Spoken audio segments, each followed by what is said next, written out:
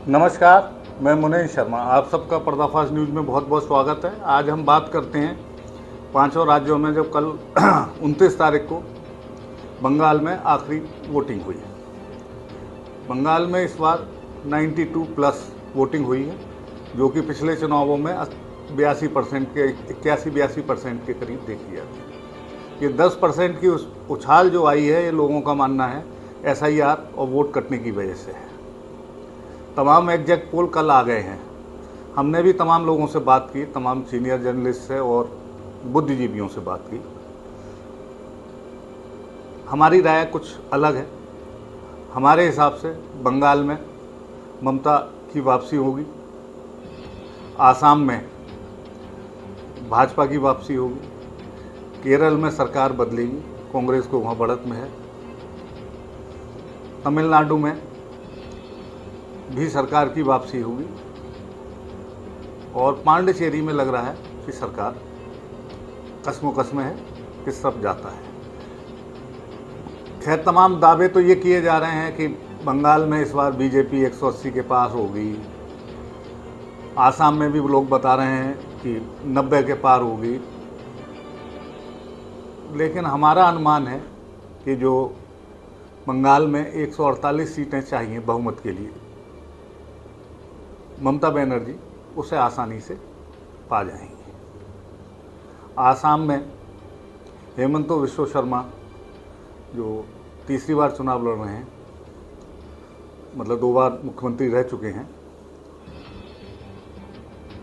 उनकी 60 के करीब सीटें 60-65 आ जाएंगी। ऐसे ही अगर हम बात करें केरल की, तो वहाँ भी कांग्रेस गठबंधन को 65 से 70 सीटें मिलने का अनुमान है। तमिलनाडु में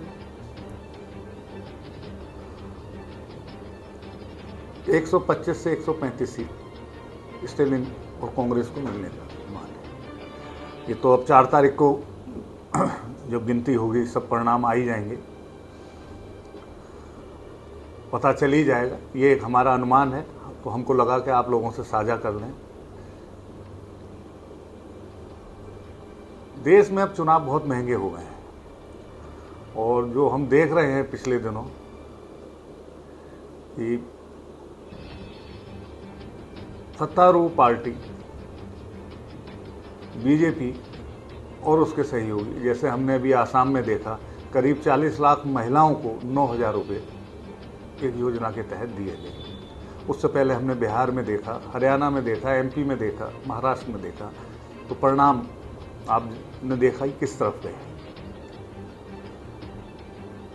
ये पैसे का बांट के वोट लेना, ये बड़ा लोकतंत्र के लिए हमारे खतरनाक है। योजनाओं के नाम पे सीधा पैसा ट्रांसफ़र कर देना। इससे आप ये भी अंदाज़ा लगा सकते हैं कि आम आदमी कितना परेशान है। चंद रुपयों के लिए, चंद योजनाओं के लिए अपना विवेक का इस्तेमाल ना करके, और जहाँ से भी वो लाभान्वित होता है वहाँ वोट दे देता है। इसमें मैं किसी को दोष नहीं दे रहा, लेकिन इससे एक चीज़ ज़रूर हो गई है कि जो सत्ता में पार्टी है और उसके खिलाफ विपक्ष में जो और पार्टियां लड़ रही हैं, उनके बीच फासला बहुत ज़्यादा बढ़ गया है। जो सत्ता में बैठा आदमी है वो यहाँ बैठता है, इतने ऊपर आम आदमी यहाँ है, दूसरी पार्टी यहाँ है, वो यहाँ बैठ के कोई योजना ला के महिलाओं को लाभान्वित कर देते हैं, किसी और योजना से किसी और को लाभान्वित।